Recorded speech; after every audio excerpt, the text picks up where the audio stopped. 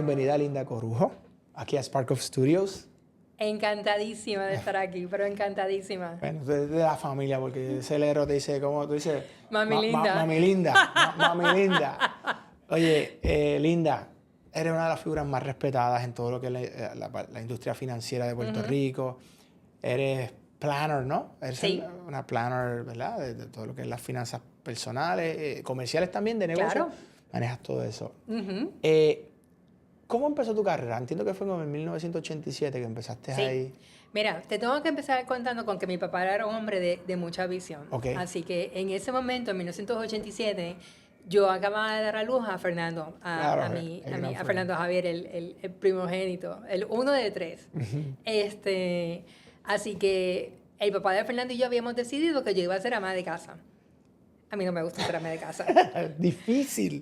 Mira, yo admiro y yo respeto a la mujer que decide ser mamá y ama de casa, porque tú tienes un trabajo 24/7. No para. Tú no tienes vacaciones, tú no tienes hora de almuerzo, tú no tienes break, tú no tienes absolutamente nada. Todo el mundo se queja, nadie lo aprecia. Oye, y tú eres responsable de la salud mental de una familia, así que eso tiene pero toda mi admiración. Así que, como te estaba mencionando, mi papá era un hombre muy brillante. Así que Fernando nace, yo llevaba como 2 o 3 meses en la casa, y mi papá me dice, oye, Linda, y literalmente me dijo esto, ¿por qué no te vienes a la oficina a jugar para acá? A jugar. Y me ayuda. Tráete a Fernando Javier, lo ponemos en un playar y tú te quedas aquí trabajando. Obviamente, ya yo estaba aburridísima, así que hago eso, me voy para la oficina.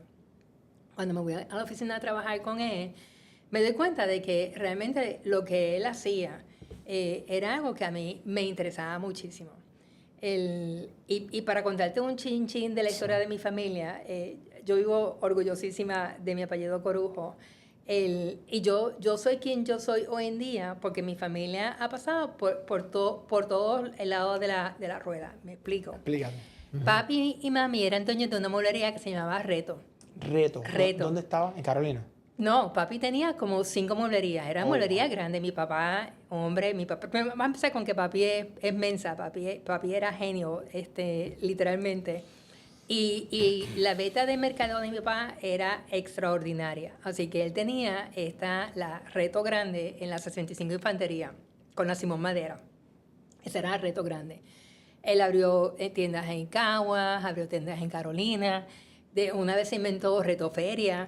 Retoferia eran guaguas de la ama, literalmente, que estaban en un terreno ahí en Carolina, y eran muchas guaguas estacionadas de la ama que estaban aplicadas con muebles. Entonces la gente iba a la Retoferia a ver los diferentes muebles. Dentro de las guaguas. Dentro de las guaguas. Así que yo me crío con una cucharita de plata. Yo me crío con nana. Yo me crío con lanchas de 70 pies. Yo me crío en una casa de yo no sé cuántos cuartos. O sea, yo me crío esa cuna de oro. En esa cuna de oro. Yo pienso, y esta es una opinión muy personal, que cuando tú eres demasiado brillante hay otras áreas que no te van a funcionar. Y eventualmente ellos perdieron la mueblería. Papi fue el que se inventó el crédito facilito de una compañía. ¿Eso fue tu papá? Ese fue mi papá. Oh, eso duró un montón. No sé cuántos años. Crédito facilito, yo me acuerdo. El crédito facilito. Y quien financiaba el crédito facilito era BorgWarner. Así que, claro, en ese tiempo, y tú tienes que ver, ¿verdad?, cuál es la filosofía de la familia. En ese tiempo mi papá y mi mamá trabajaban muchísimo. Así que para mí no era extraño que un día papi nos fuera a llevar al colegio, decir, nos vamos para el colegio, montarnos en un avión e irnos un fin de semana para New York. Ese fin de semana que nos quedábamos en New York, que puede ser una chulería, era ellos descansando y nosotros con la nana. O sea, que tampoco era... O sea, tú perdías relación familiar. Claro. Así que de la noche a la mañana ellos lo pierden. Pierden la mueblería. Y de tener todas las cosas que yo te dije, nosotros nos quedamos sin nada. Pero cuando digo sin nada.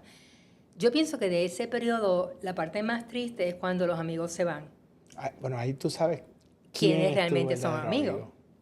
Así que nosotros somos 8 hermanos. 8 hermanos. De la misma gallinita, como mi papá decía. De hecho, papi quería tener 12, mi mamá 12. A la octava mami le dice, 12. ella decía negro y negra, mi mamá a la octava le dice, negro, si tú quieres otra, conmigo no es. Otra gallina. Búscate otra gallina, esta gallina ya. Wow. Así que cuando ellos lo pierden todo, mi hermano Gustavo, que es el chiquito de mi casa, acababa de nacer, llevaba, qué sé yo, tenía 1 o 2 meses. Y nosotros nos mudamos de esta casa, de 2 cuerdas de terreno en Caldas, en una urbanización súper chévere, nos mudamos a Venus Garden. Venus Garden es una urbanización buena, pero es una urbanización donde teníamos 4 cuartos, somos 8 hermanos, Wow. 1 cuarto es de papi y mami, así que nos tenemos que repartir 3 cuartos entre 8. Wow. Así que esa parte de la vida de nosotros nos enseñó el lado humano, nos enseñó a ser familia. Porque mi papá y mi mamá son personas de mucho tesón. Y la forma como ellos se levantaron, mi mamá cocina riquísimo. Así que nosotros nos levantaban todos los días en la semana a las 4 o 5 de la mañana para mondar yautía, plátano, y hacíamos pasteles y alcapurria. What? Todavía hoy en día nosotros hacemos la fiesta de los pasteles, que te cuento ya mismo de la fiesta de los pasteles. Así que durante la semana hacíamos los pasteles y las alcapurrias, y los sábados, estábamos todos todavía estudiando en la escuela, los sábados papi nos montaba en una minivan verde Esperanza que él tenía, y nosotros íbamos casa por casa a vender pasteles y alcapurrias. Wow. Casa por casa. Entonces, freían las alcapurrias, hacían los pasteles y le llevábamos a la gente para que los probaran. Déjame hacerte esta pregunta. Ajá. Cuando tú tienes todo Ajá. y de momento estás en esta situación, eso, aunque tenga tesón, afecta. ¿Cómo lo manejaron tus papás con ustedes? Que obviamente hay el peer pressure, de momento, ¿por qué no lo tenemos? Imagínate, yo tengo 3 hijas y no me imagino que son 8 preguntando por qué no tengo esto, porque si son niños pasan esas cosas. ¿Cómo ellos lo manejaron y qué tú aprendiste de esa experiencia de cómo ellos lo manejaron?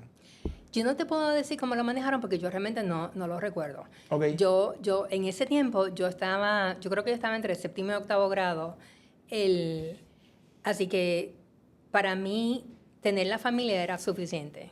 Lo que tú no tenías no era necesario.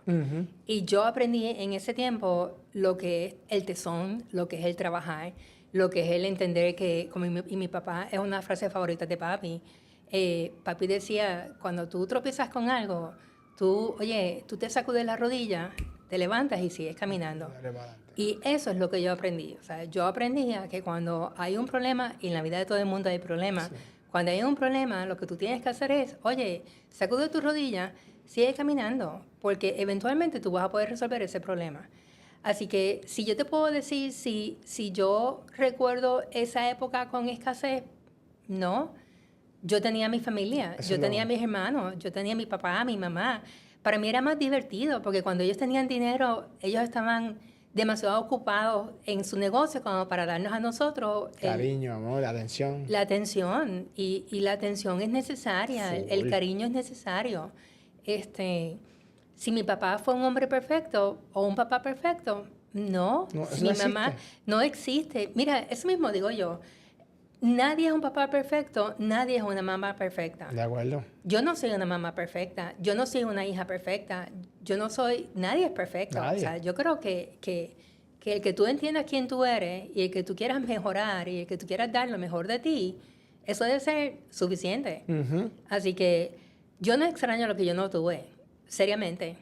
Pero tuviste cosas más importantes. Lo más importante, que hoy día, por alguna razón, y de eso podemos estar 5 episodios, se le ha dado como la importancia a cosas materiales, cosas que sabemos que mañana las puedes tener, perdón, hoy las tienes, mañana las puedes perder, pero no te definen como ser humano, pero la familia, los valores, ser empático, amable, respetuoso, eso se queda contigo. Cuánto tú sabes a nivel de lo que estudias, aprendes, das a los demás.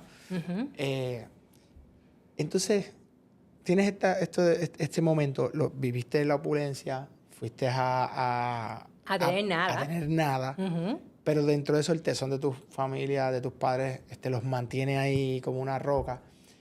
¿Y next step entonces? Pues cuando ellos pierden absolutamente todo, yo te dije que mi papá y mi mamá, pues obviamente se reinventaron. Mi mamá siempre ha cocinado riquísimo. Empezamos con las pastelillas de cocurria. A vender por ahí.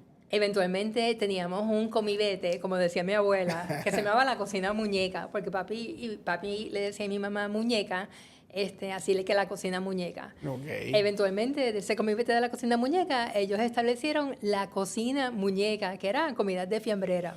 Te estoy hablando que yo estaba entre séptimo y octavo grado y todo esto ya está toda mi adolescencia, y yo creo que mi primero o segundo año de universidad. Así que fuimos, ¿verdad? Fuimos mejorando. Una de las cosas que mi papá y mi mamá tenían es que ellos eran un equipo. Así que para ellos era bien importante contarse como un equipo. Y un día mi papá le dice a mi mamá, obviamente no tenía mucho dinero, le dice a mi mamá, oye, negra, este americano está ofreciendo unos seminarios que se llaman Successful Money Management. Vamos a verlo porque a lo mejor nosotros podemos hacer estos seminarios. Y otra vez mi papá era un hombre brillante. Claro. La planificación, el dinero era algo que él entendía. Así que se fueron a Estados Unidos y conocieron al dueño de la franquicia. Y mi papá le dice, al dueño le dice, fulano, Puerto Rico es porque ellos no daban ellos daban franquicia, pero no daban exclusividad. Okay. Así que él le dice, fulano, Puerto Rico es chiquitito, o sea, es una islita y nosotros no tenemos mucho dinero, dame la exclusividad. La negocié hasta el fin. Sí. Así que se la dieron. Claro. Así que las únicas personas que daban seminarios de planificación financiera en Puerto Rico fuimos nosotros. En eso, yo estaba casada, ya yo estaba embarazada, Fernando, que fue el primer nieto de la familia. Y el papá de Fernando y yo decidimos que yo iba a ser un ama de casa. Eso, otra vez, sí. Yo admiro a las mujeres, pero no era lo que yo quería. Así que papi me invitó a decirme, y literalmente me dijo, oye, ¿por qué tú no te vienes a la oficina? Te traes a Fernando Javier contigo y juega. No, juega. Juegas. Esa fue la palabra que él utilizó. Y yo, ok, pues vamos. Y papi tuvo la visión de ir enamorando a todos sus hijos e irlos metiendo en el negocio. Claro, utilizó approaches diferentes con cada uno de nosotros porque cada uno de nosotros tiene su propia disciplina, su propia filosofía. Así que él metió a todos y cada uno de sus hijos en el negocio. ¿Y cómo te convenció a ti? Pues bien fácil, porque obviamente cuando yo llego a la oficina, que estoy de secretaria, sí, entonces estoy de secretaria con él, me dice, oye, Linda, ¿por qué tú no sacas tus licencias? Porque déjame decirte, esto es bien importante para mí, yo soy un planificador financiero. Un planificador financiero es una persona, ¿verdad?, que tiene que tener unas licencias. Y para tú poder realmente hablar de instrumentos de inversión o de planificación financiera, tú tienes que tener unas licencias en específico. En el alcohol de la planificación financiera, pues tú puedes tener la serie C o la serie 7, que son las que te permiten vender instrumentos de inversión. Papi siempre dijo que había que coger la 7 porque la 6 era la chiquita que no te servía para nada. Así que Lourdes la segunda, Lourdes y yo nos fuimos a Estados Unidos a coger, bueno, eso no es tan cierto. Yo cogí mis 7 como 1000 veces porque en ese proceso yo me divorcié papá de Fernando Javier, así que... Estabas ahí en ese struggle. Bueno, realmente me divertí muchísimo. En ese tiempo yo disfruté, brinqué, salté, hice 20 cosas. Así que... By the way. Sí. Así que yo recuerdo que una de las veces que tenía que coger el examen, porque en el tiempo que yo cogí el examen era un examen de 8 horas. Eran unas navidades y la noche antes me fui de parranda. Así que obviamente el examen no lo pasé. Así que papi me manda con Lourdes a casa de mis abuelos a estudiar. ¿Dónde era eso? En Florida, en Tampa. En Tampa, ok. Así que mis abuelos estaban en Puerto Rico de vacaciones. Yo me voy con Lourdes a estudiar. Lourdes es bien GI, ella fue militar bien poquito tiempo, pero fue militar. Tiene así esa estructura. Que sí, ella me llevaba al paso. Así que obviamente pues estudiamos, cogimos nuestra licencia y pasamos nuestra licencia. Así que ahí yo creo que yo cogí mi licencia en 1988-89. Okay. Y de ahí pues he seguido cogiendo otras licencias. Yo soy Serie 24, que yo soy Principal, yo estoy Blue Sky, yo soy un Race Investment Advisor, todas las licencias habidas y por haber. Así que que así fue como comenzó nuestra carrera. Te repito, mi papá, que es un hombre que yo admiro muchísimo, y que no sé qué conste, que de la misma forma que yo admiro a mi papá, yo admiro a mi mamá. O sea, Claro. mi mamá fue la mujer del tesón, Mantenía la casa. Sí, la que estaba detrás de papi. Mi mamá es una mujer que yo admiro muchísimo. Un día el papi nos llama a Lourdes y a mí a la oficina, que éramos las dos que estábamos trabajando con él en ese momento. Y él nos dice que él tenía la grandiosa idea de expandir los negocios. La grandiosa idea. La grandiosa idea. Entonces, yo estaba saliendo con una persona y me dice a mí, pues tú te vas para Mayagüez a abrir la oficina. Y le dice a Lourdes, y tú te vas para Ponce. Y yo, pero papi. Estoy conociendo a una persona. Sí. Así que en ese momento, pues, Lourdes me dice, pues yo me voy para Mayagüez y tú te quedas en Ponce. Y eso hicimos. Así que ahí fue cuando abrimos oficinas en Mayagüez. Tipo Rothschild, que Exactamente. Qué duro eso. Exacto. Así que así fue como nosotros comenzamos. Y te fuiste para Ponce a abrir allá, a buscar clientes en Ponce. A buscar clientes. Entonces nosotros dábamos... si algo nos enseñó mi papá, ¿verdad? Es que uno trabaja. Y yo trabajo bien duro. O sea, el que piense que puede lograr muchas cosas sin trabajar, eso no es cierto. Tú tienes que trabajar. Así que nosotros dábamos seminarios y de nuevo las expectativas de mi papá eran bien estrictas, así que nosotros dábamos seminarios 2 veces en semana, los miércoles y los jueves. Los seminarios terminaban a las 9 de la noche, lo que la gente se iba eran las 10, lo que tú llegas a tu casa eran las 10 y media, las 11, pero al otro día tenías que estar en la oficina a las 8 de la mañana. Así que ¿Pero allá en Ponce o era acá en San Juan? No, yo vivía en Ponce. ¿Vivías en Ponce? Yo viví en Ponce como 1 año y medio.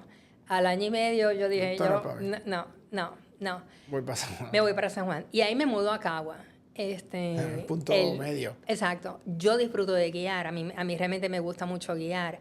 Yo puedo estar conmigo misma solita, con música o sin música. Pensando. O sea, que a mí me gustó mucho ese tiempo.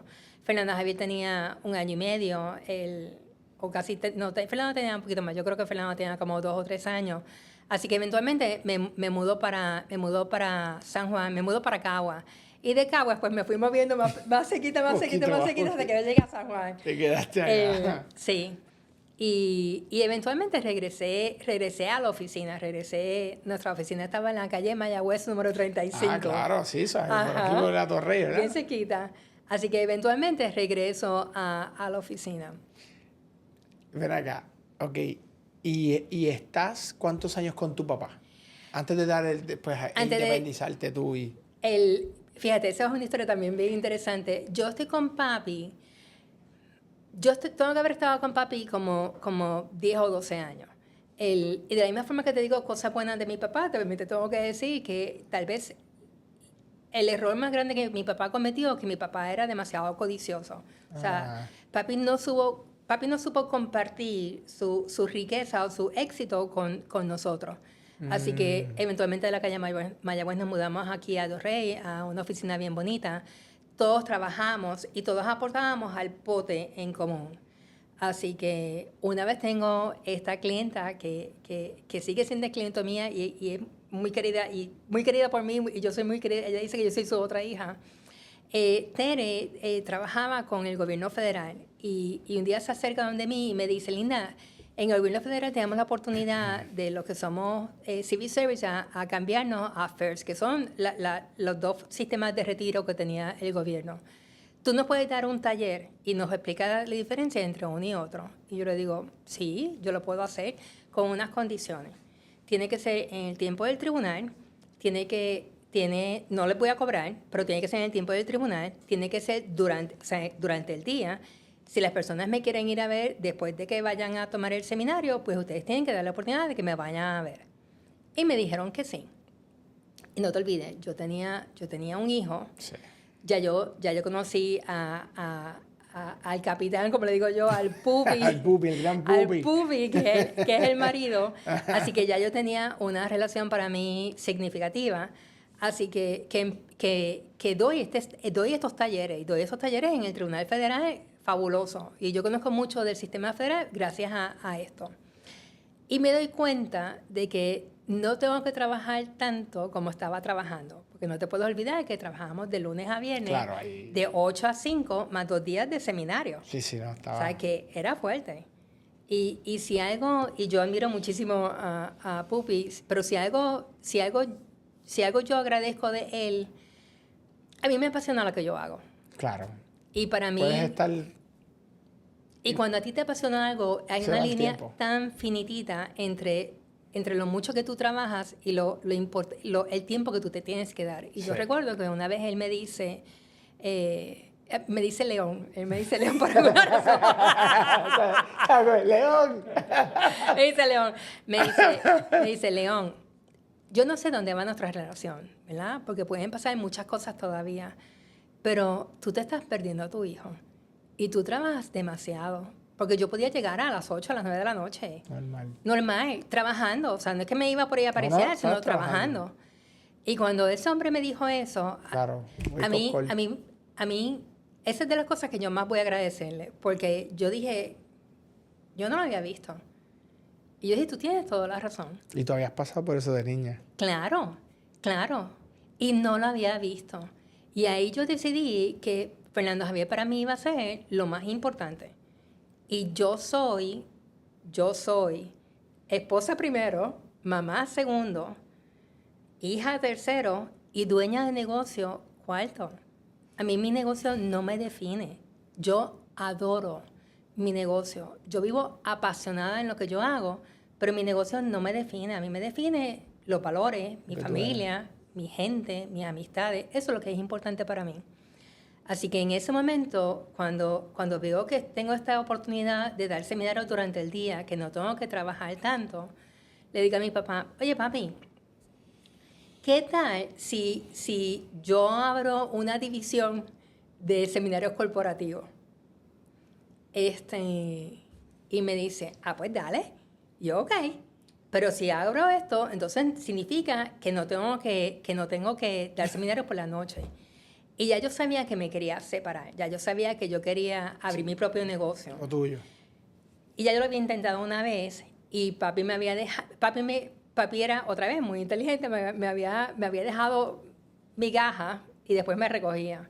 Así que en esa ocasión le digo, pues me voy a separar. Voy a abrir una oficina independiente, bla, bla, bla, bajo tu sombrilla, para tener más control del dinero. Me dice, pues dale, ok, hazlo.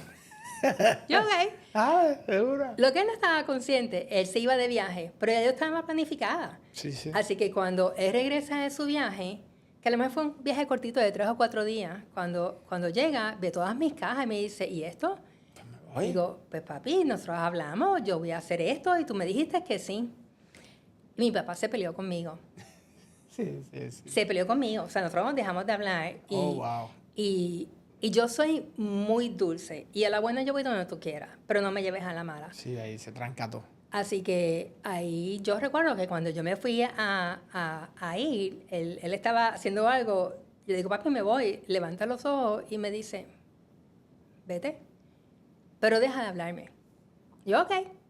Así que yo me mudo a una oficina que tenía Pupi. Y otra vez, para mí, la lealtad... Para mí, ser honesta es bien importante. Uh-huh.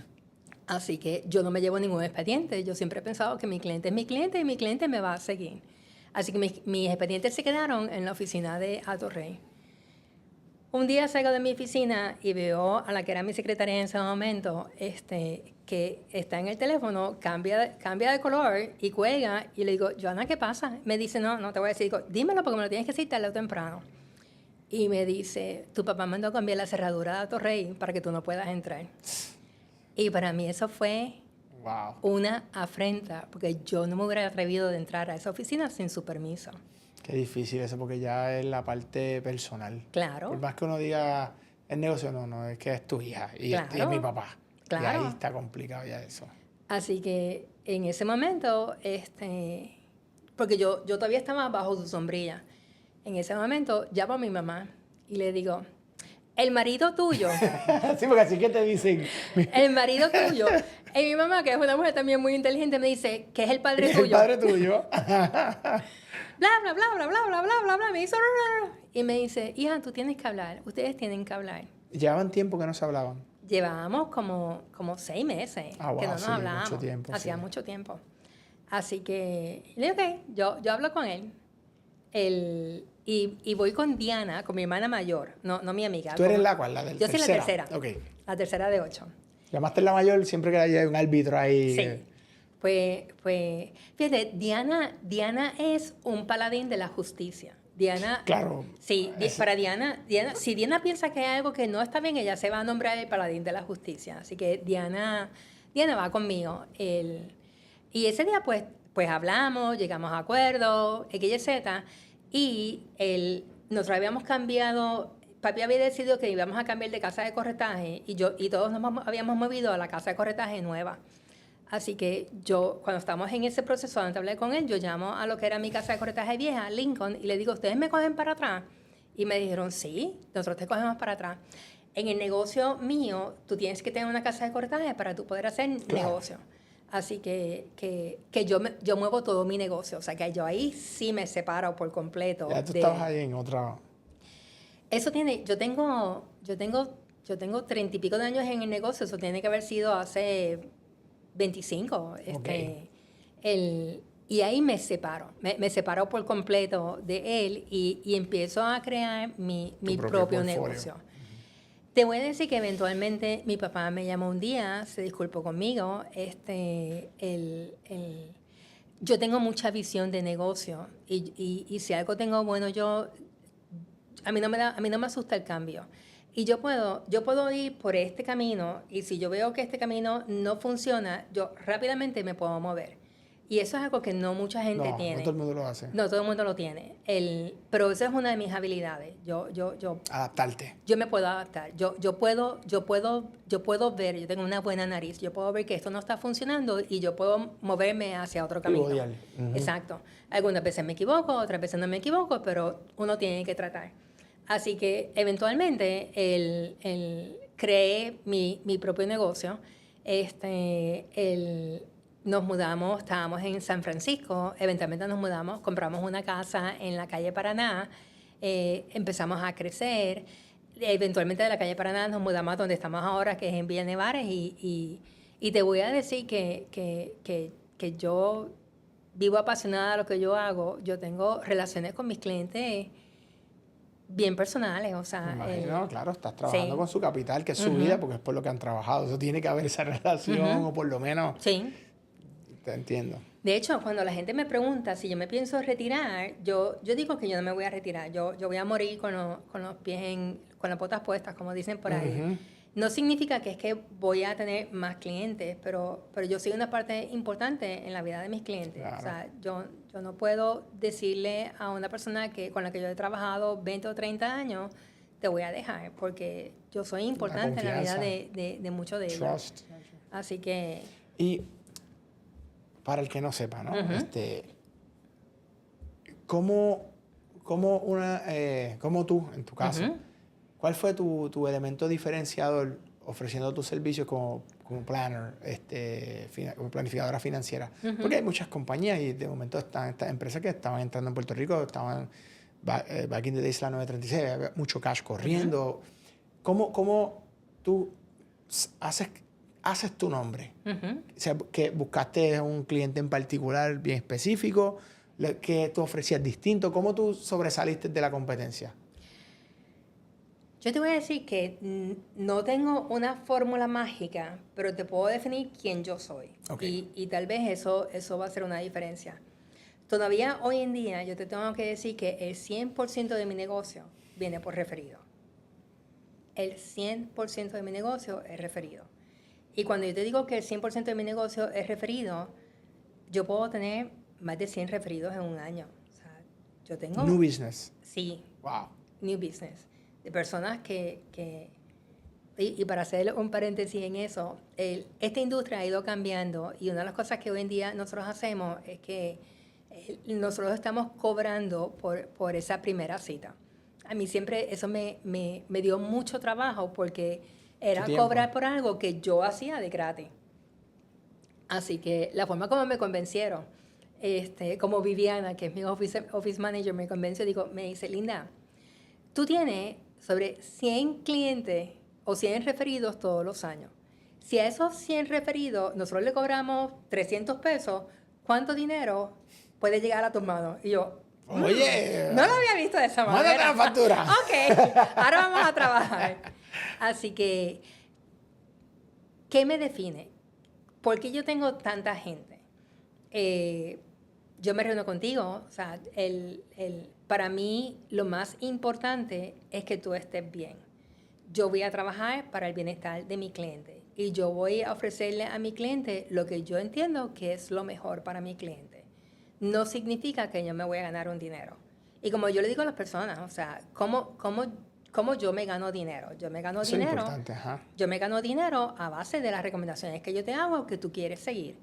Y cuando yo hablo de planificación financiera, son dos cosas diferentes. Y yo creo que eso es lo que me diferencia. Ujú. Yo literalmente te tomo de la mano. Cuando yo me reúno contigo y me reúno contigo la primera ocasión, mi primera pregunta es, ¿cómo yo te puedo ayudar? ¿Qué tú quieres? ¿Qué tú necesitas? Ujú. ¿En qué yo te puedo ayudar? Mi segunda pregunta, ¿cuáles son tus deudas? A mí no me hace falta saber qué tú tienes en ahorro. A mí me hace falta saber qué tú necesitas. Y de ahí vamos a seguir. Parte. Ujú. Y como ustedes ganan dinero a nivel industria, ¿es por el capital, por el capital que les dan para manejar? Ustedes tienen un por ciento de ese capital. Ujú. Si ese capital aprecia, Ujú. me imagino que tiene entonces uno, ¿verdad? Sí.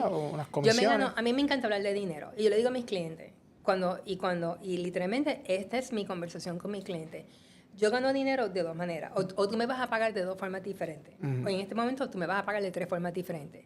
Uno, mientras yo hago un buen trabajo, Ujú. que es mi responsabilidad, ¿de quién tú vas a hablar? Tú vas a Claro, hablar que de mí. ya eso es word of mouth, Ujú. publicidad gratis que te gana. Ujú. Tu responsabilidad no es traerme ningún cliente. Es mi responsabilidad Tratarte hacer un bien. buen trabajo para ti, para que tú te llenes la boca hablando de lo bien que te va. Ujú. Esa es la primera forma que tú me vas a pagar. Y aunque tú no te des cuenta, eso es una forma que yo agradezco, porque eso significa que yo no saco a la calle a buscar clientes. Literalmente yo no saco a la calle a buscar clientes. La segunda manera que tú me vas a pagar. De todos los instrumentos de inversión que yo te recomiende, o de los seguros que yo te recomiende, porque nosotros hacemos inversiones y hacemos seguros. Ujú. Yo recibo una comisión de venta y yo te voy a decir exactamente qué yo me gano ¿Cuánto? porque yo quiero que tú sepas que tú tienes derechos adquiridos sobre mí. Hay algunos instrumentos que tú vas a pagar una comisión de venta. Hay otros instrumentos, que es la tercera forma, hay otros instrumentos que tú vas a cobrar o que yo voy a cobrar lo que se llama un advisory fee. Mientras más dinero tú tengas, más dinero yo cobro Digo, es un por ciento de la base. de la base. Ya. Nosotros hoy en día manejamos sobre 400 millones de dólares. Ujú, Para bien, una bien. firma como la de nosotros, que es una firma pequeña, 400 millones de dólares no es poco dinero. Ujú. Así que nosotros manejamos mucho dinero. Así que eso es importante, que nuestro cliente sepa, uno, de que está bien, porque yo voy a hacer lo que es bien para ti. A mí no me va a preocupar mi bolsillo. Mi bolsillo va a llenarse eventualmente. En la medida que tu cliente le vaya bien. Ujú. Hoy día, con las redes sociales, Ujú. que todo el mundo ahora es un planificador, advisor de Instagram, como yo digo. Ujú. Desastre. A veces los consejos, tú dices, pero eso, ¿te ha pasado que últimamente alguien te dice, mira, yo vi esto por las redes que están diciendo, Claro. pasa? Claro, y déjame decirte que yo tengo un issue con eso. Yo tengo un issue con eso grande. Claro, me imagino. Yo pienso, y esta es una opinión muy personal, yo pienso que el comisionado de instituciones financieras y el comisionado de seguro debería hacer algo. Una media verdad es un medio embuste. Es una mentira, yo digo que es un Punto. embuste. Tú no puedes decirte que tú eres un planificador financiero si tú no tienes las licencias para ser un planificador Exacto. financiero. Un agente de seguros no es un planificador de inversiones. Yo tengo licencia de seguro, yo tengo licencia de inversiones. Eso de que están en las redes hablando de los planes de retiro huérfanos, eso no existe. No hay ningún plan de retiro que sea huérfano. Los planes de retiro, si tú no trabajas en esa compañía, no significa que tu plan de retiro está huérfano. significa que tú no laboras más en la compañía y que tanto la empresa como tú no pueden aportar al plan. Para que un plan sea huérfano, significa que esa empresa se cerró, que la compañía ya no está. Por regla general, si la compañía cierra, distribuyen los planes de retiro. Así que sí, yo tengo issues personales y grandes con las personas que se están anunciando en las redes. Afortunadamente, mi cliente es un cliente bastante educado. Educado, claro. Así que una de las cosas que yo hago, y esto para mí es bien importante, yo pongo las cosas en blanco y negro y te las escribo. Yo cuando te digo algo, te digo de dónde sale eso. Yo sé mucho de mucho. Yo me continúo educando. Yo sé mucho de contribuciones y le digo a mi cliente, yo no soy contable, yo no soy CPA, pero yo tengo que saber mucho de contribuciones para que yo te pueda dar una opinión. Todo lo que yo diga, tú lo tienes que consultar con tu contable, con tu CPA. Yo sé mucho de herencia, porque eso es una parte importantísima en la planificación. Claro. Yo no soy abogada. Todo lo que yo hago, tú lo tienes que hablar con tu abogado. O sea, hay cosas que se caen, para efectos míos, de la mata. Tú no puedes estar diciendo por ahí cosas que no lo son. Los planes de retiro de Puerto Rico, los 401k de Puerto Rico, se tienen que quedar en Puerto Rico. Yo no puedo tener un 401k y mandarlo a una anualidad en Estados Unidos porque el fideicomiso de Puerto Rico es de Puerto Rico. Y pueden haber cosas significativas en penalidades de contribuciones o en penalidades de la institución. Así que yo tengo un issue. Yo personalmente tengo un issue con esto. ¿Y cuáles son como los errores más comunes que... Porque hay dos problemas de dinero. Cuando tienes mucho dinero o cuando tienes bien poco dinero. Hay dos situaciones con el dinero. Los errores más comunes que la gente comete cuando tiene mucho dinero, por tu experiencia, ¿cuáles son? Pueden ser varios. Y te voy a decir que yo empiezo diciendo, el dinero no es importante. Tal vez por la forma como yo me crié, tal vez porque nosotros tuvimos todo, tuvimos nada, y cuando no tuvimos nada, fuimos más. Así que yo le digo a mi cliente, lo más importante es crear memoria. De acuerdo. Es mucho más importante que tener el dinero. Así que, ¿cuál es el error que tú tienes o que tú cometes cuando no tienes mucho dinero?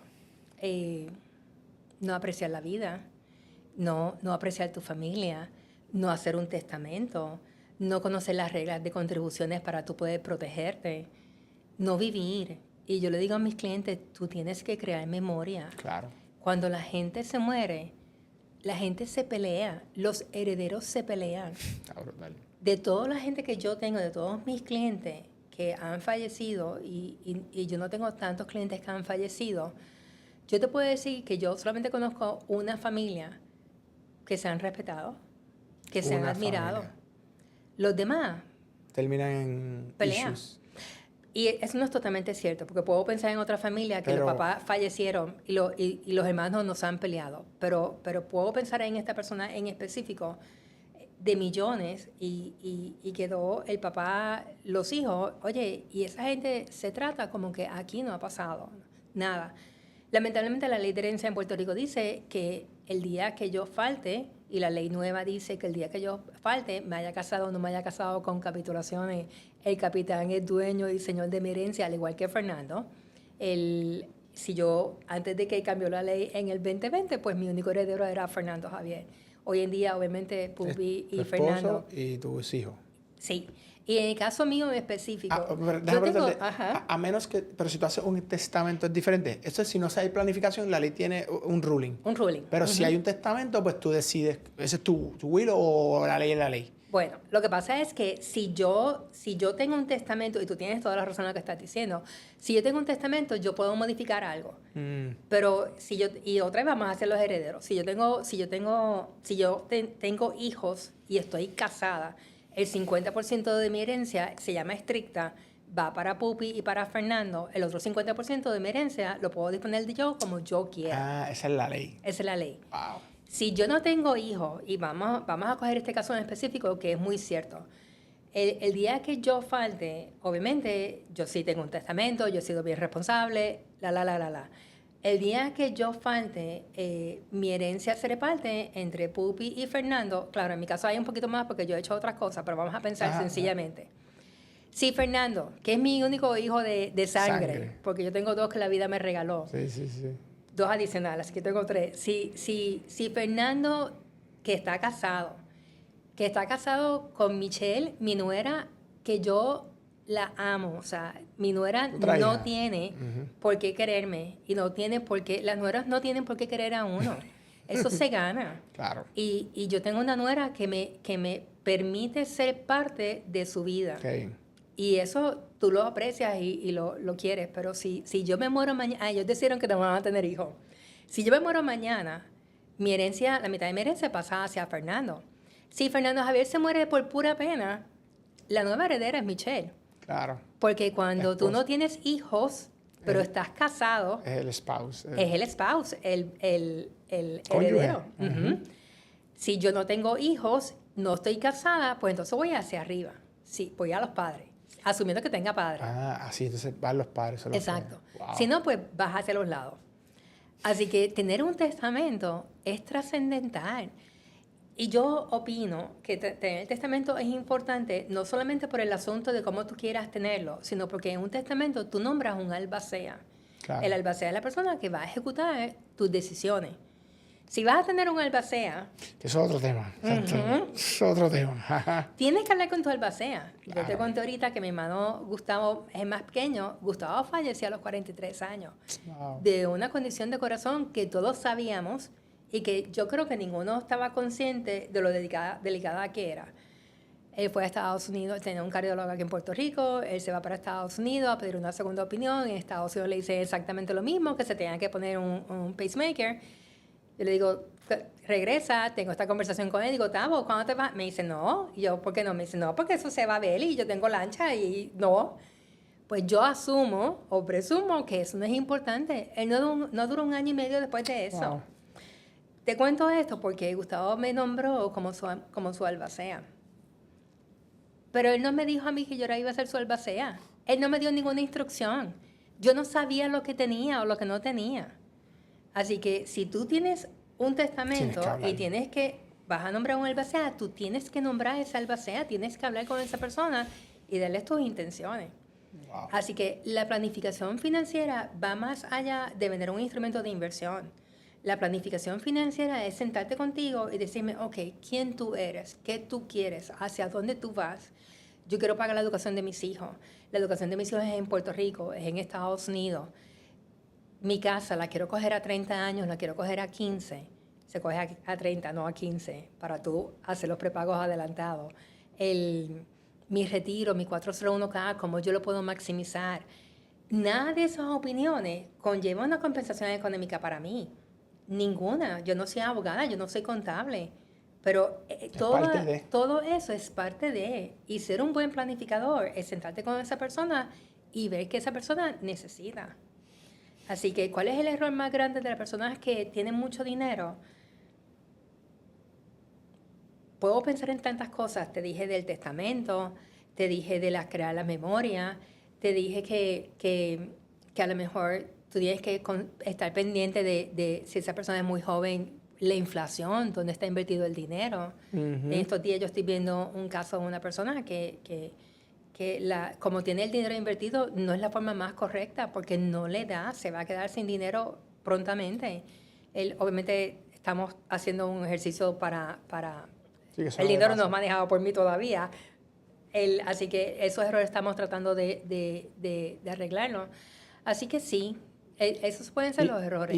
Y la gente a veces escucha un planner. Un planner, y por tu experiencia, ¿tú recomiendas que lo contacten cuando tú pases cierto threshold de ingreso o una persona que no tiene mucho capital, que está poquito a poco, a lo mejor no tiene deudas bien grandes, pero no es que le sobra mucho el dinero? ¿Tú le recomiendas que tenga un planner o simplemente que se vaya educando solo? Tengo un planner. Siempre. Siempre. Oye, a mí no me hace falta que tú tengas mucho dinero para que tú me vayas a ver. Ok. te voy a decir que posiblemente no todo el mundo me puede ver a mí porque Claro. mi agenda está llena. Pero vamos a decir que Fernando, José, José Abrams o cualquier persona que nosotros tenemos en la oficina, no importa cuánto dinero tú tienes, tú necesitas tener una persona que te ayude, que te diga hacia dónde tú vas, qué tú tienes que hacer. Eso es importante. Así que mi cliente no se define por cuánto dinero tiene. Mi cliente se define el cuán importante yo soy en tu vida. Claro. Y la visión que tiene esa persona de su propia vida. Ajá. Porque ahí es que entonces tú tomas estas decisiones de prefiero invertir mi tiempo y parte de ese capital en un advisor. Claro.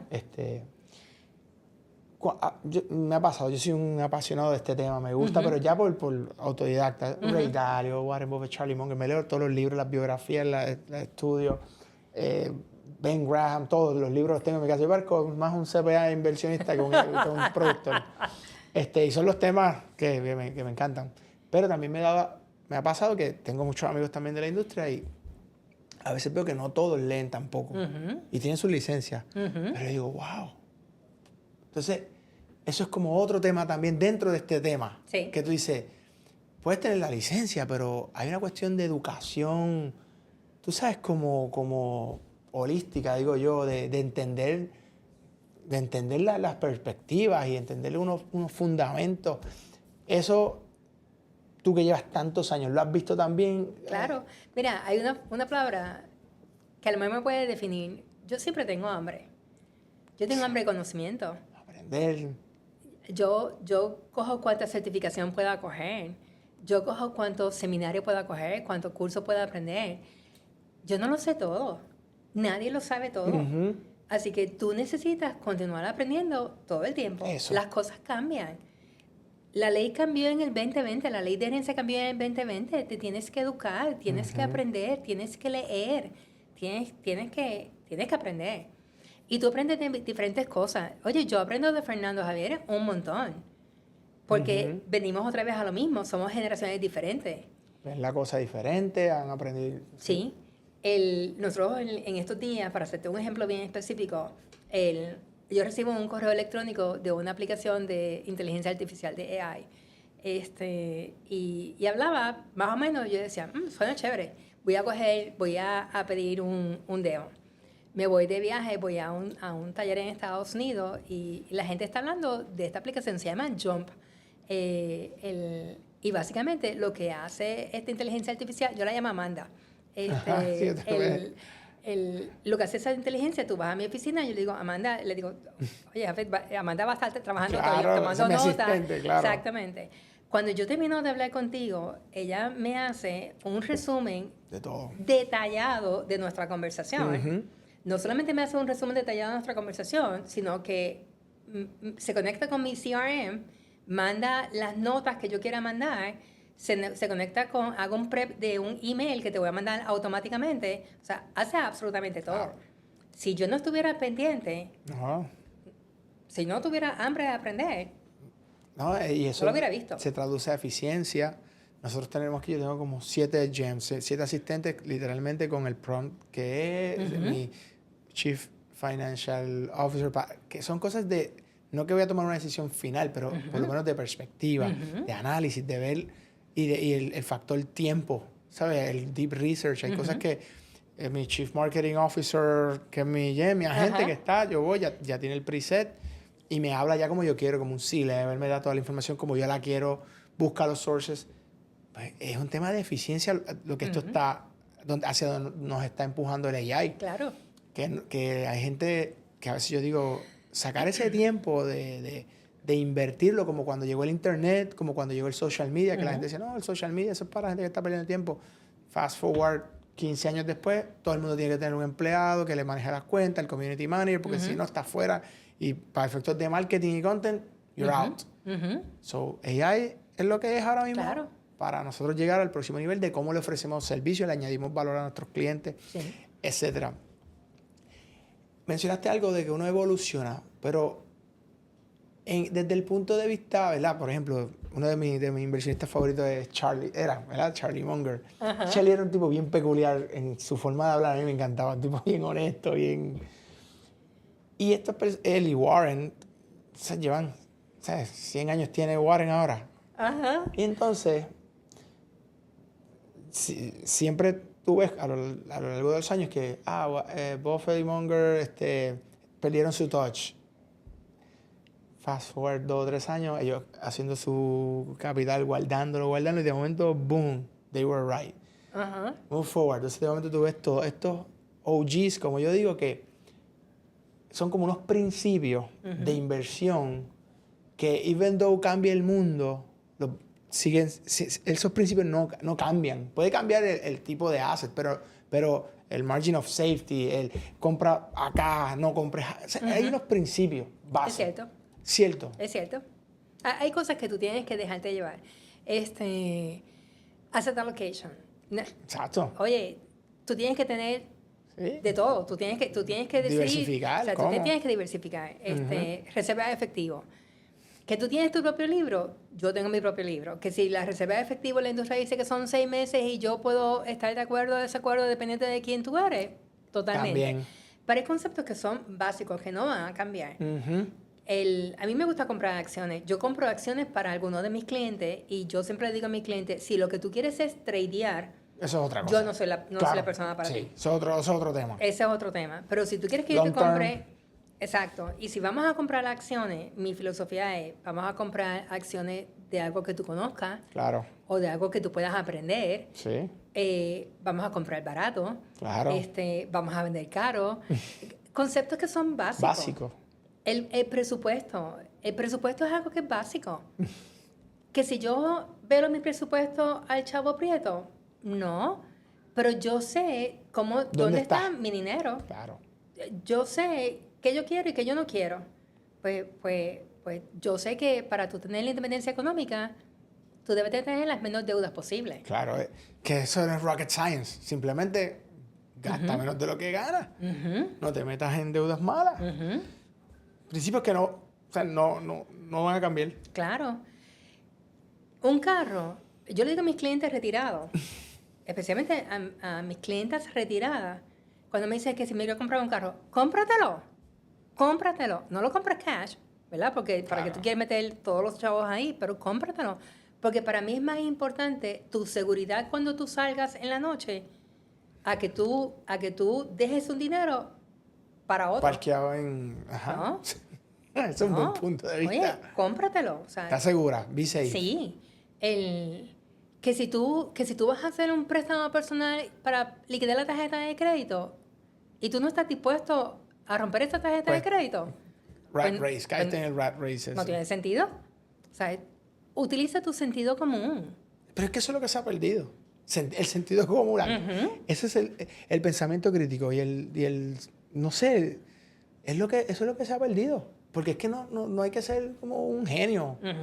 Simplemente... Claro. ¿Qué tú crees por ejemplo, cuando vino la democratización de que mucha gente pudiese entrar al mercado a través de plataformas como Robinhood, que yo la he usado y claro, yo leo, estudio, también sé de gente que, ¿verdad? Que tienen tratan de entrar en esto de manipular, como pasó con lo de GameStop y todo eso. Pero ¿qué tú piensas de que se haya democratizado el acceso a Wall Street? ¿Qué te puedo decir? Y a lo mejor te puedo, ¿verdad? Yo no doy contestaciones chiquitas. No, dale, de eso se trata, porque para eso estás aquí, que nos eduque y nos diga. Mira, eso es como cuando papi trajo los seminarios. Puerto Rico no estaba educado. Aquí nadie educaba sobre lo que era la planificación financiera. La gente pensaba que planificación financiera era para gente que tenía mucho dinero. Así que el que las personas tengan acceso ahora a algunas plataformas, yo no lo veo malo. ¿Qué yo veo? Te tienes que educar. Eso, de acuerdo. Te tienes que educar porque la diferencia entre una persona que va a entrar a una plataforma y yo va a ser que yo pienso no con mi corazón, yo pienso con mi cabeza. Claro. La gente va a pensar con su corazón y va a tomar decisiones con su corazón. O sea que si tú te quieres entrar a una plataforma, perfecto. Pero edúcate. Pero te tienes que educar. De acuerdo. No puedes tomar decisiones de la nada. No, tienes que saber. Tienes que saber estudiar, invertirle tiempo a conocer y después tú, que en honor a la verdad, si es como capital, o sea, preservarlo, a entender lo que es el S&P o Vanguard, Total Stock, o sea, hay unas cosas que es como entenderlas, ¿sabes? Por lo menos estudialas y cómo tú estás safe y si quieres especular, pues bueno, pues que sea un pedacito chiquito de ese país. Mira, me gusta eso. ¿Tú te acuerdas de los famosos dinares?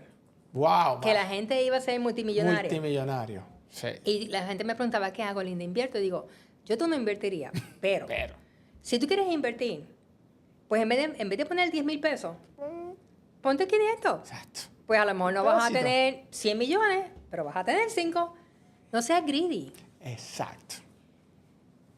Vamos a hacer las cosas con calma. Y la diferencia entre un advisor y no tenerlo es que yo voy a tomar decisiones diferentes a ti porque yo voy a pensar con mi cabeza fría.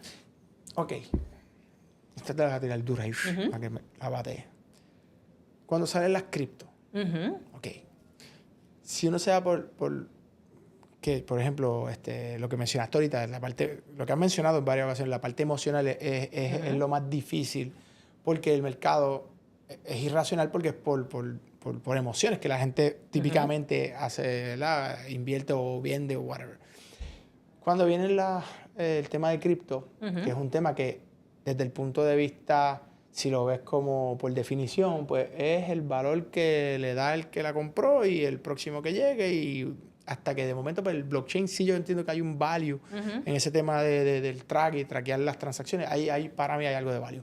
Pero este valuation, entonces, que ya ha llegado el tema de Bitcoin, donde tú dices, pero ¿cuál es el valor de eso? Que es como nada, pero bueno, lo más parecido, pues tú dices el oro. Ok, pues el oro es porque la gente entiende que ahí va a haber valor y todo el mundo mueve el dinero. Entonces puedo entender dos visiones, la que, por ejemplo, un Rey Dalio te dice, sí, siempre tienes que tener oro porque la gente, precisamente por la parte emocional, va al oro, siempre está ese ciclo, pero un Buffett te dice, ¿para qué? Ponme todo el oro que tú quieras aquí, eso no va a hacer nada. I'd rather comprar toda la tierra del mundo, the farm, que me va a producir, y yo sé cuánto produce, cuánto vende. Entonces tú dices, ok, they're both right. Entonces, con el cripto. Nadie tiene la razón en el 100% de las veces. Ok. Yo te voy a decir que yo pienso en cripto como los dinares. Me too. ¿Tú quieres invertir en cripto? Go for it, pero ¿hasta dónde? No pongas el 100% de tu dinero. El problema de Linda con el cripto es que, ¿qué garantiza el cripto? Nada. Porque el otro cree que vale. Pero es que, ok, parece bien lógico. Pero yo no entiendo cómo la gente no lo entiende tan lógico.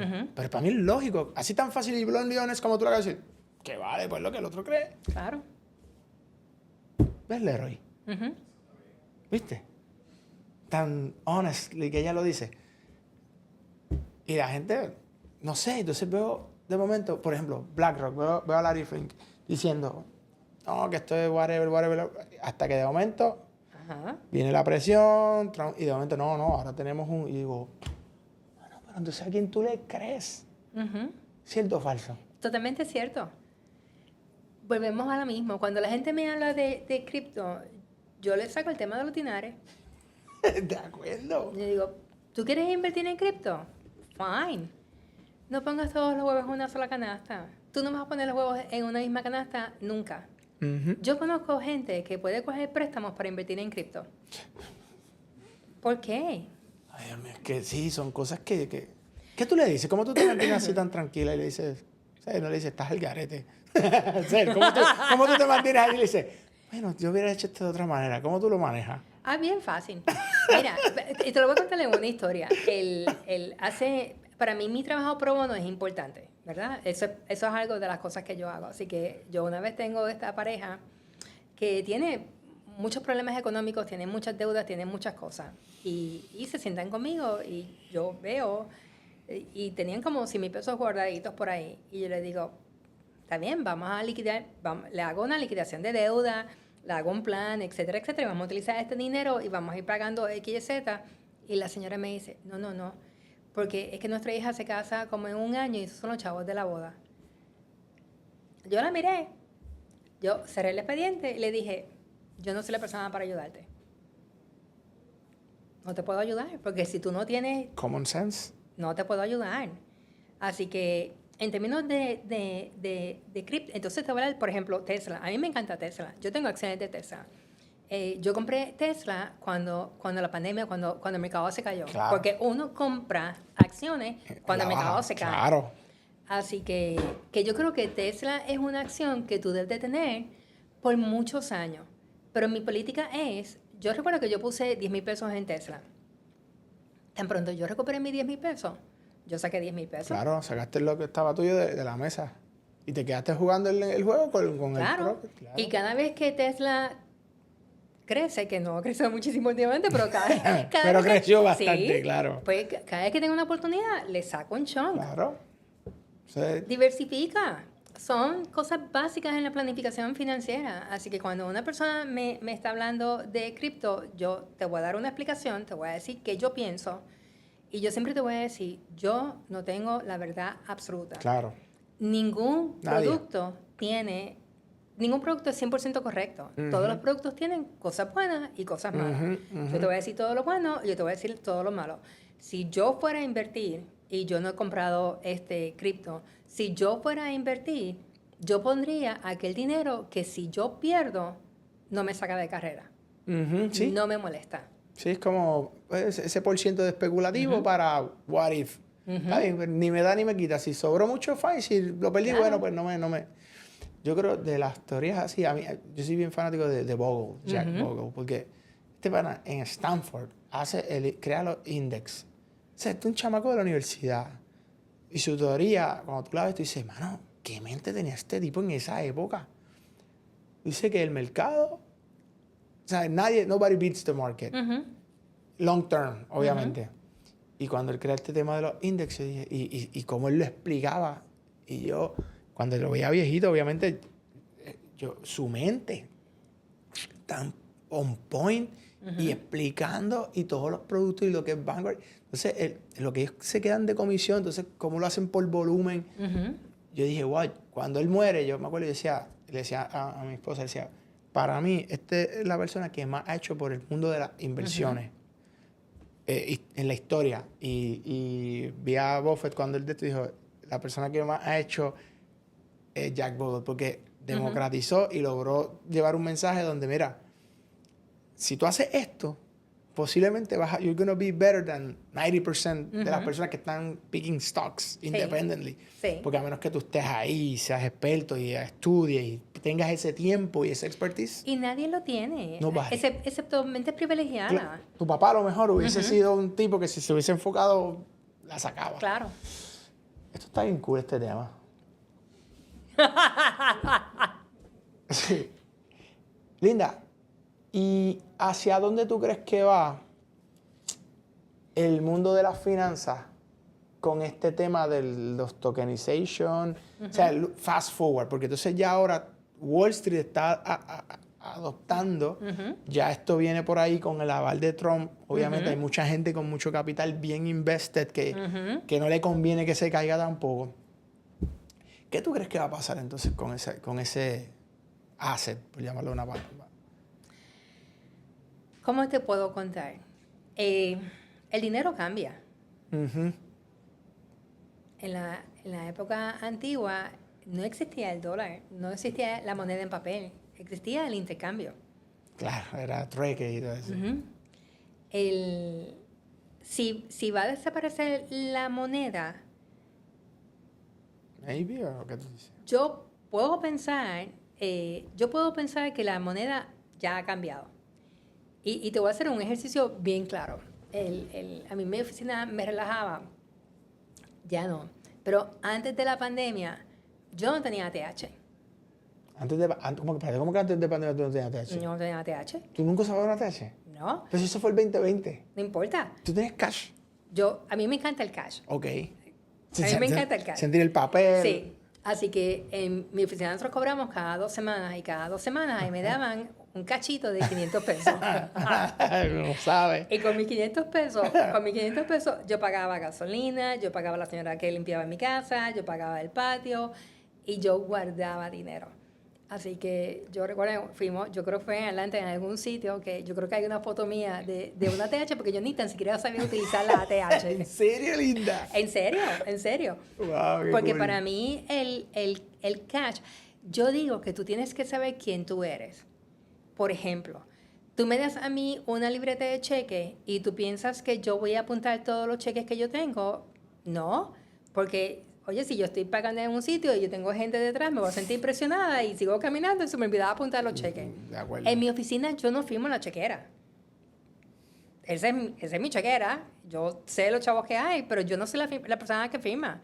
Las veces que yo firmo la chequera, muchas veces hay que cambiar de cheque o la gente viene de vuelta porque la firma no la reconoce. Así que no estás acostumbrada. No estoy acostumbrada. Yo no tenía ATH.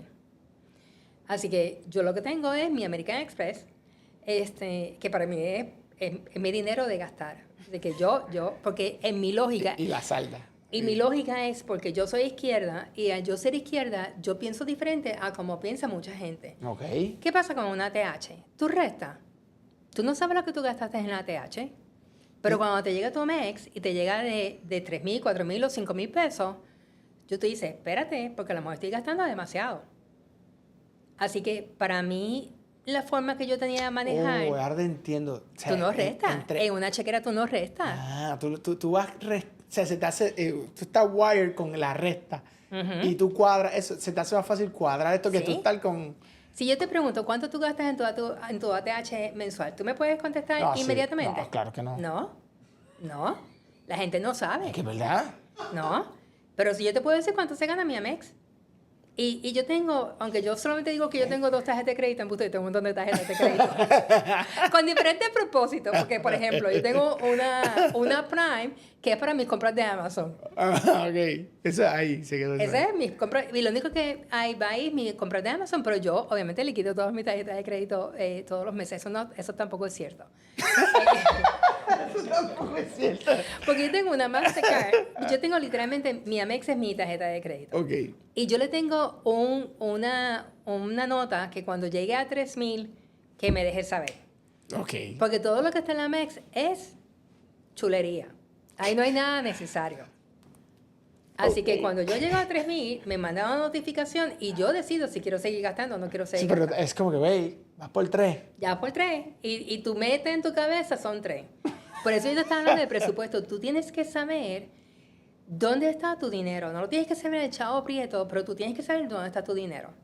Cuando te dije que yo tengo otra tarjeta, yo tengo una Mastercard que la tengo hace 800 años también. Cuando no puedo pagar con la American, pues pago con la Mastercard. Y la Mastercard nunca me obligó a pagarla mensualmente. La Amex mía, la Amex tranca. no se tranca, pero yo tengo esa Amex desde el 2002, o sea, sí. que en ese tiempo tú tenías que pagarla, punto. Ahí ya. Ajá. Pues yo estoy acostumbrada a que la Amex se paga, punto. Full, ahí. Full. La Mastercard no. La Mastercard, aunque yo le tengo un sistemático, yo le tengo un pago Sí, automático. automático de 1,000 pesos. Obviamente se gasta más de eso. Pero también yo tengo también mi trigger, ¿verdad? Cuando si mi Mastercard llega a 10, si me llega a 12, 14, pues le mando 2 o 4,000 pesos porque yo no me puedo exceder en mi cabeza, yo no me puedo exceder 10,000 pesos Ajá. en mi cabeza. Ajá. Ahora se me olvidó que te estoy contando esto. Pero- Por la ATH. El ATH. Ajá. Pues antes yo tenía mi cachito y con mi cachito yo guardaba chavo Con el cash. con Ahí. mi cash, porque entonces yo tengo el cachito que es para las cosas extraordinarias. Cuando viene la pandemia, estamos hablando porque va a desaparecer, cuando viene la pandemia, yo fui banco y cuando vino el huracán, yo fui banco para mucha gente porque yo tenía Tenías efectivo. cash, claro. Claro, cuando viene la pandemia, tú estás obligada a utilizar la ATH móvil o a utilizar la ATH, así que ya ahora soy una usuaria de ATH móvil. Claro. Pero yo insisto, que en la ATH tú no cuantificas lo que tú gastas. La mayor parte de las personas, si le pregunto cuánto tú gastas en Es tu difícil. ATH, no sabe. Y tú sabes que también he leído, maybe, que cuando tú tienes el cash, tú tiendes hasta a rendirlo más que Claro. cuando tienes un pedazo de plástico. Porque tú no tienes como, you're not even attached to it. Es como que clean, como que no, pero ya en algo psicológico de tú estar dando un billete de 20 y de momento ver que ahora tienes 7 de vuelta, es como que, espérate. O sea, a mí no me gusta cambiar los billetes. ¿Ves? Y tener billetes de 100 me encanta. Si de 100 a 50 yo te los cambio. Pero, Dámelo, pero no es cambio. lo mismo tú verlo como en tu celular, de que está Claro. ahí como unos dígitos, a sentir el paper y ver el billetito ahí, como que en el subconsciente. Y hay por algo. eso me preocupa esta conversación, porque ya el papel no es necesario. No. Un dígito. Casi nadie te acepta efectivo. No. Tú vas a un estacionamiento hoy y tú pagas con la tarjeta de crédito. That's it. Así que yo pienso que vamos a movernos hacia otras cosas. Ujú. Y yo pienso que eventualmente la moneda, el papel, Va- va a desaparecer.